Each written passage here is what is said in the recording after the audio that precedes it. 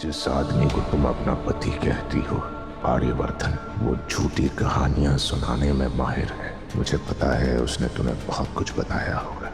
वो कहाँ से आया, उसने कितना स्ट्रगल किया, जिंदगी में कितनी मेहनत से आगे बढ़ा, मगर ये सब झूठ है। कोई भी इंसान ऐसे ही बड़ा नहीं बनता। वो बड़ा बनता है किसी और को सीढ़ी बनाकर या फिर किसी को मारकर। मुझे पता है कि आर्यवर्धन के खिलाफ तुम कुछ भी सुनना नहीं चाहती, इसलिए अगर मैं तुमसे दोबारा मिल नहीं पाया और सच बता नहीं पाया तो तुम जाके ढूंढना सच, क्योंकि तुम मेरी बातों पे विश्वास नहीं करोगी। पर जब सच को खुद अपनी आंखों से देखोगी तो चाह कर भी अनदेखा नहीं कर पाओगी। जो जगह मैं बताऊंगा वहां तुम्हें ये सच पता चलेगा कि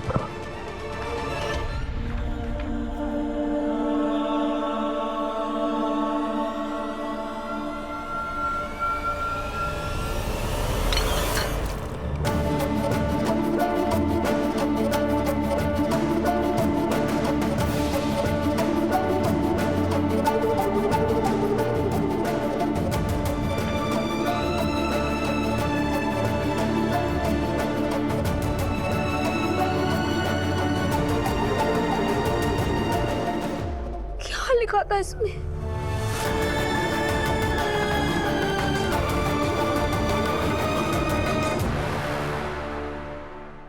पुष्पा जी, जब आप चुनाव जीतेंगी ना तो आपकी बेटी और आपके दामाद जी बहुत खुश होंगे, आप पे गर्व करेंगे।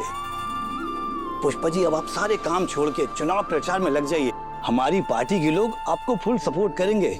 पर पुष्पा जी, टाइमिंग का ध्यान रखना।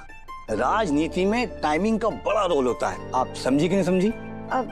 जी, आपने जो मुझे मौका दिया ना, मैं पूरी जान लगा दूंगी। अरे पुष्पा जी, ये तो बहुत अच्छी बात है। एक मिनट पुष्पा जी।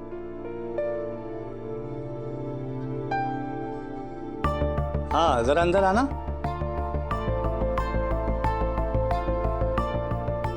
लाओ बैग इधर तो।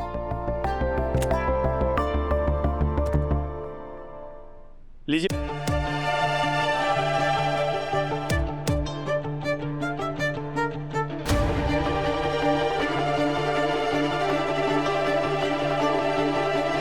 पूरी 1 लाख रुपए हैं ये। पर इतने सारे पैसे क्यों? प्रचार के काम आएंगे, होर्डिंग बनेंगे, बैनर बनेंगे। नेता बनने में ना बहुत माल खर्च होता है। इन पैसों का जो भी हिसाब हो आप जोड़ते जाना और हमें देते जाना हिसाब। और फिर भी अगर पैसे कम पड़ गए ना तो हम आपको और पैसे दे देंगे। आप समझे कि नहीं समझे? मुझे कुछ समझ में नहीं आ रहा है। मैं तो एक छोटे से घर की बहुत साधारण सी औरत हूँ, मेरे लिए इतना सब कुछ कर रहे हैं आप। साधारण कहाँ पुष्पा जी, जिस दिन से आप बिजनेसमैन आर्यवर्धन जी की सास बन गई हैं, उस दिन से आप साधारण नहीं है, असाधारण बन गई हैं। ये मोहल्ले वाले आपको कितना मानते हैं ये तो आप मुझे पहले ही दिखा चुकी हैं। आप तो ये चुनाव है ना चुटकी बजाती ही जीत जाएंगी। अब आगे जो भी कदम उठाएं रणनीति के साथ उठाना। क्या? रणनीति के साथ। आप समझे कि नहीं समझे? आप देखना, जिस दिन आप नेता बन के अच्छी सी साड़ी पहनकर हाथ जोड़ के रिक्शे में आएंगी ना तो ये मोहल्ले वाले आपके ऊपर फूलों की वर्षा करेंगे और आपके नाम के नारे लगाएंगे। पुष्पा रानी जिंदाबाद जिंदाबाद जिंदाबाद। हमारा नेता कैसा हो? पुष्पा रानी जैसा हो। पुष्पा रानी आगे बढ़ो, हम तुम्हारे साथ हैं। हो जाएगा, हो जाएगा, हो जाएगा। पुष्पा जी। पुष्पा, हाँ?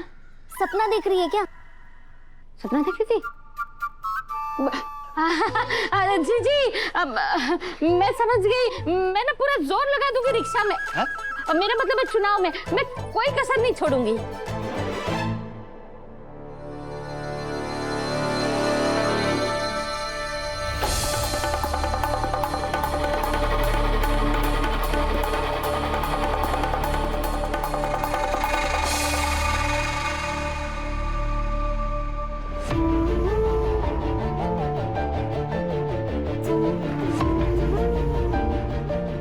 क्या करूं, कुछ समझ नहीं आ रहा।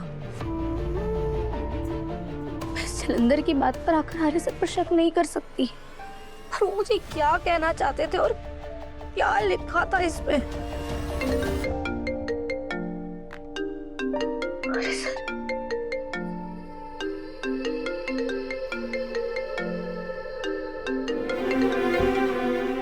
हेलो। तुम ठीक अब देखो, अगर जरा भी अजीब लग रहा हो ना तो मुझे बताओ, मैं सारी मीटिंग्स कैंसिल करके घर आ जाऊं। नहीं नहीं नहीं सर, आपको ऐसा कुछ भी करने की बिल्कुल जरूरत नहीं है। मैं बिल्कुल ठीक हूँ। आप प्लीज अपने काम पर ध्यान दीजिए और मेरी टेंशन मत लीजिए। ठीक है, पर तुम अपना ध्यान रखना।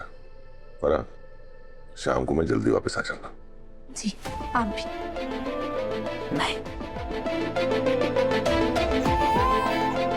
हे, जो इंसान मुझे इतना चाहता है, तो उससे इतना प्यार करता है, तो उस पर ऐसे शक कैसे कर सकती है? नहीं, मैं अपने आर्य सर पर शक नहीं कर सकती। ये जो अंदर ही अंदर दिल में अजीब सी बेचैनी हो रही है, इसका क्या करूं?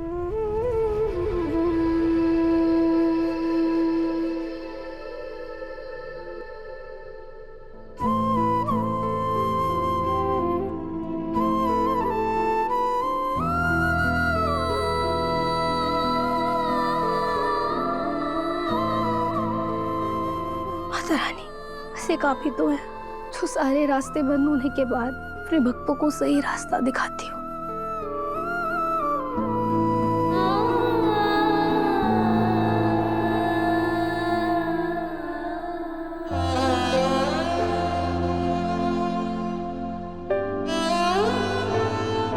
मेरे दिल में ना इस वक्त एक बहुत बड़ा तूफान चल रहा है माता रानी। मुझे कुछ भी समझ में नहीं आ रहा है कि मैं किसकी बात पर भरोसा करूं, किसकी बात पर भरोसा ना करूं।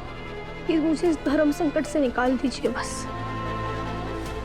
आर्य सर ने मुझसे सच में इतना बड़ा झूठ बोला है।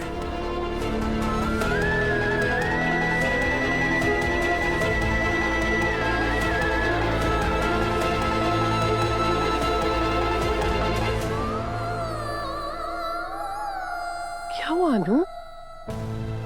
तुम इतनी डरी हुई से क्यों लग रही हो?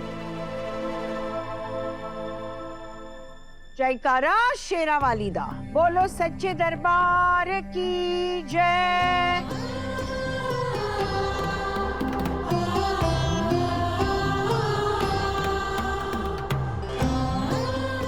सिद्धि माँ,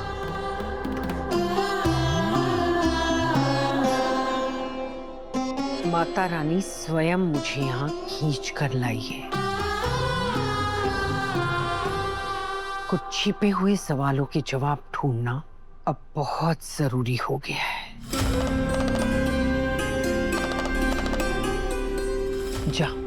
जाकर मेरे लिए चावल लेकर आओ।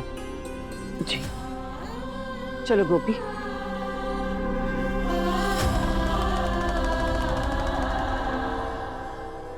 सिद्धि माँ, हमारे मन के अंदर जो भी सवाल चल रहे होते हैं, अच्छे या बुरे, क्या उन सारे सवालों का जवाब हमें जानना चाहिए? जब सवाल है तो उनका जवाब ढूंढना भी जरूरी है। और क्या सारे सवालों का जवाब हमें ढूंढने से मिल जाएगा? माता रानी सारे सवालों के जवाब देती है। बस जवाब मांगने वाला उसकी खोज में निकलने की हिम्मत करे।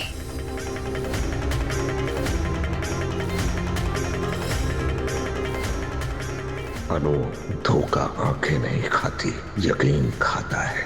तुम्हारा दुश्मन मैं नहीं बल्कि आर्यवर्धन पर तुम्हारा अंधा विश्वास है।